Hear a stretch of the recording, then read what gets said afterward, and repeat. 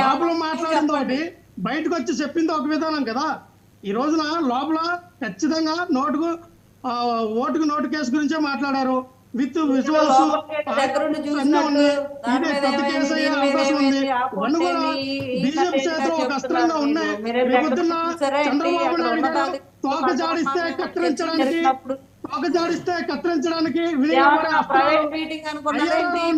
Skill development ఉంది.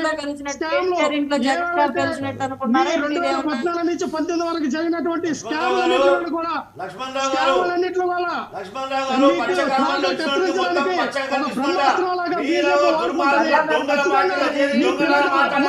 BJP గారు ముఖ్యమంత్రి హోదా సిగ్గుండాలో మాట్లాడడానికి, ముఖ్యమంత్రి హోదాలో ఓటు కేసు మాట్లాడడానికి మీ నాయకులాగా విచక్షణ లేకుండా చేస్తారా? సిగ్గు శరం ఉండాలో మాట్లాడడానికి మాట్లాడుతున్నారు. మాట్లాడే ముందు అర్థం చేసుకొని మాట్లాడండి. మాట్లాడే ముందు ఏం మాట్లాడుతున్నారు అర్థం చేసుకొని మాట్లాడండి. అవసరంగా డిబేట్లు అభాస్పాలు కాకండి. ఆల్రెడీ మీ పార్టీకి సిగ్గుపోయింది. ఆల్రెడీ మీ పార్టీకి గుర్తు చెప్పారు ప్రజలు. ఉన్న 11 సీట్లు కూడా ఓడిపోతాయి. అది గుర్తుపెట్టుకోవాలి. రాష్ట్రానికి రాష్ట్రం అభివృద్ధి కోరి తెలుగు రాష్ట్ర ప్రజలని అభివృద్ధి కాంక్షించి ముఖ్యమంత్రి గారే వచ్చి ఇక్కడ మాట్లాడితే, తెలుగు రాష్ట్ర ప్రజల భవిష్యత్తు గురించి మాట్లాడితే ఓటుకు నోటు కేసు మాట్లాడతా బుద్ధుండాలి. అసలు ఏం మాట్లాడుతున్నావు? నీకు తెలుసా? చెప్పారా? నీకు చెప్పారా అని చెప్పినా? నీకు చెప్పారా?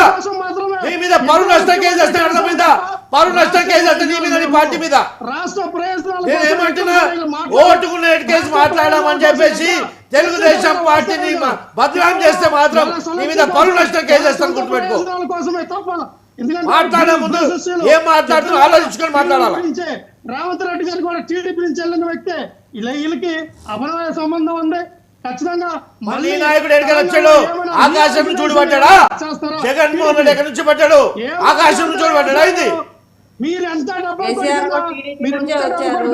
చంద్రబాబు నాయుడు గారిని ఒక బాధ్యత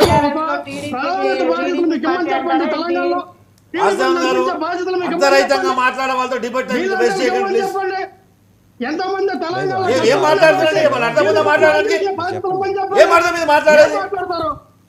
కనీసం పెద్ద పెద్ద నాయకులు కూడా కలవడానికి అపాయింట్మెంట్ ఇవ్వలేదు చంద్రబాబు నాయుడు గారు. నీకు తెలుసా? చూసావా? కలవడానికి కూడా అపాయింట్మెంట్ ఇవ్వాలి. తెలియదు మాట్లాడక లక్ష్మణరావు గారు, తెలియదు మాట్లాడకండి.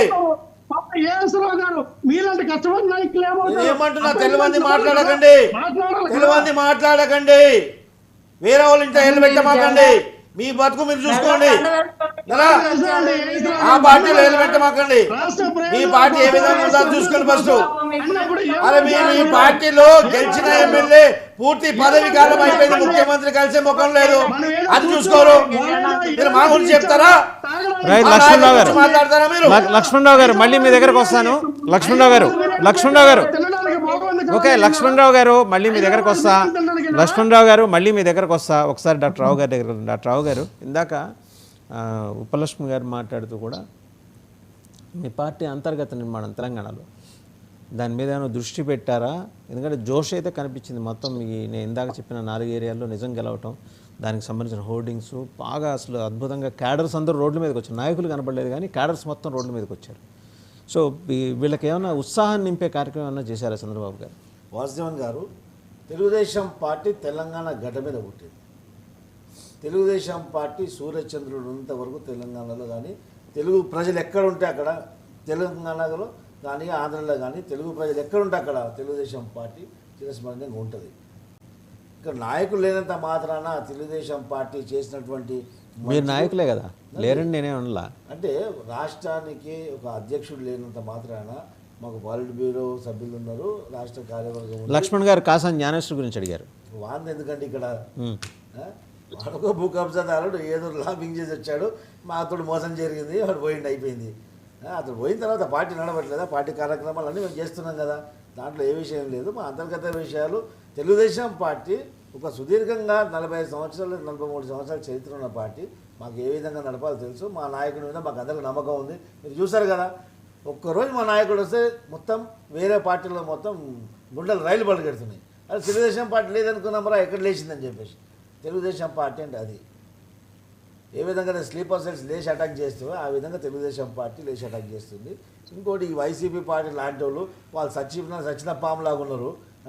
ఇప్పుడు అలా గ్యారెంటీ తెలుగులో ఏమంటారు